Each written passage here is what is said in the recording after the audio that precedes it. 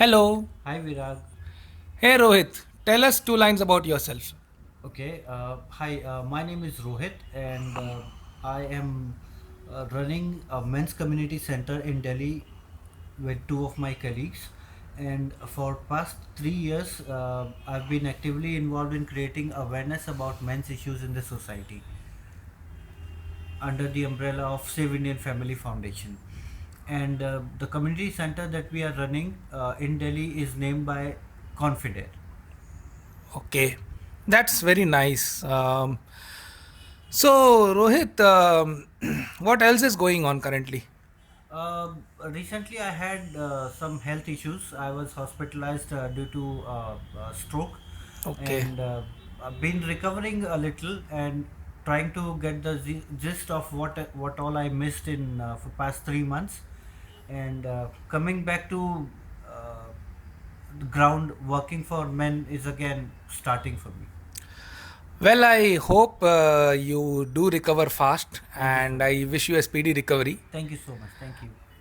So, you know, currently this national debate is going on, Mm-hmm. and there is something going on in the TV as well. We are seeing that the Supreme Court and the government seem to be at loggerheads with each other.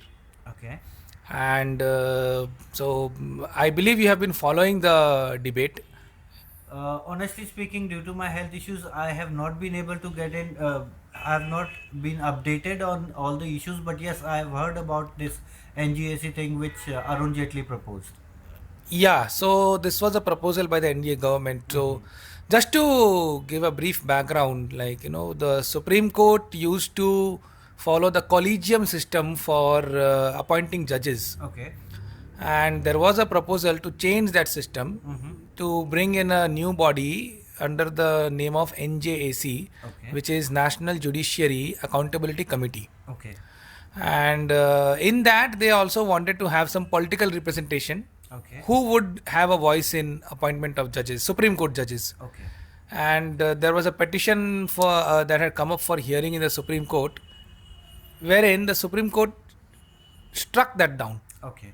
They said that NJS is unconstitutional and the collegium system was upheld. Okay.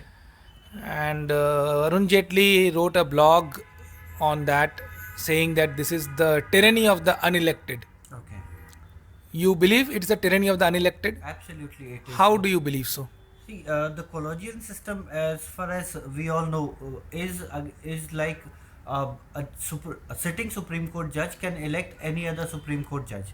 Say, for instance, if you are a sitting Supreme Court judge, and I'm your brother, and you want me to be the next Supreme Court judge, you can elect me. Is that so easy? Absolutely, this is the way it is. It has been working since long now. Oh, so that can give rise to a lot of undercover corruption. Absolutely. The condition of judiciary, we all are aware the way judiciary is working at this point, and we all know that we at this point we accuse politicians to be corrupt. However, the judiciary is the most corrupt body in India at this point. That's a brazen accusation. It is. Okay. So, what makes you think the judiciary is corrupt? Uh, See, They are bound by laws, right? They have to follow the law. they I actually. believe so.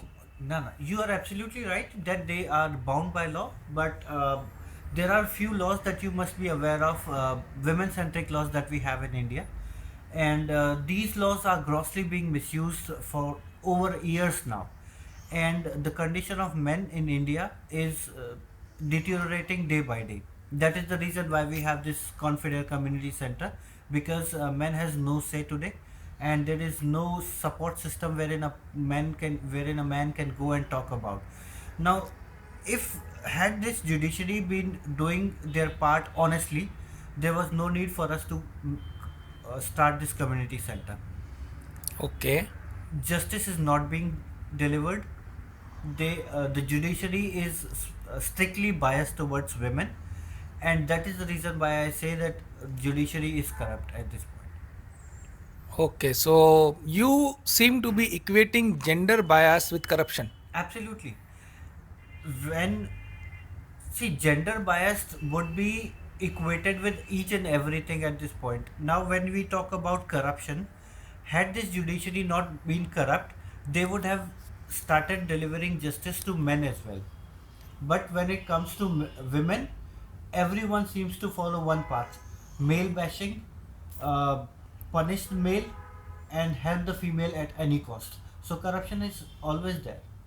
Okay. Well, this is a new angle, but I would like to take that angle. Sure. Okay, so you believe that corruption is going on in judiciary and the collegium system is also contributing to the corruption, Absolutely. and so that way you oppose the judgment that was passed in striking the NJSC down, Absolutely. believing that NJSC could have brought a change. Correct. But what if NJSC gets corrupted? See, corruption is always there. You cannot pull corruption out from politicians and judiciary in India. Corruption has always been there. But what NJAC would have done was, if it was brought into picture, judges would have been held accountable for their judgments, for their deeds, for whatever they do. So accountability, once there is an accountability for a particular judge, he would start following the law and following the procedures, and that way the justice would have been delivered on time and to everyone, irrespective of gender.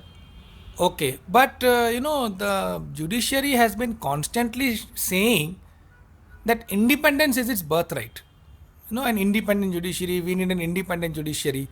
So, do you think bringing in accountability can hamper that independence? See, independence would be hampered. I agree on that. But in regards to justice, if you are a body who is accountable, who is responsible for delivering justice to each and every one, if in case you are not if in case you are not delivering justice, you are not doing what you are required to do, then there is no point having judiciary in the system. So independence does not make any difference. It has, the main point is justice has to be delivered Okay, without being biased. I see. Okay, so well, that's good to know your thoughts on that, Rohit. I would just like to wind up this short discussion with one last thought from you on accountable judiciary. Accountable judiciary, see, Do you really think accountable judiciary is the way forward to go? absolutely, absolutely. See, be it any sector, be it IT, be it BPO, be it a police department, be it any sector, one gets promoted if in case the person is performing and exceeding the expectations. Now judges are getting promoted without being and they are not being monitored on their performances. There are judgments which are gross, which are extremely biased, and nobody's looking on those judgments, and they are not held accountable. Now once the accountability comes into picture, judges would be bound to stick to laws, and they would not give haywire judgments, and would definitely try to improve their performances so that they get further promoted. Well, thanks a lot, Rohit. You're welcome. See you again. Thank you Bye. so much. Take care.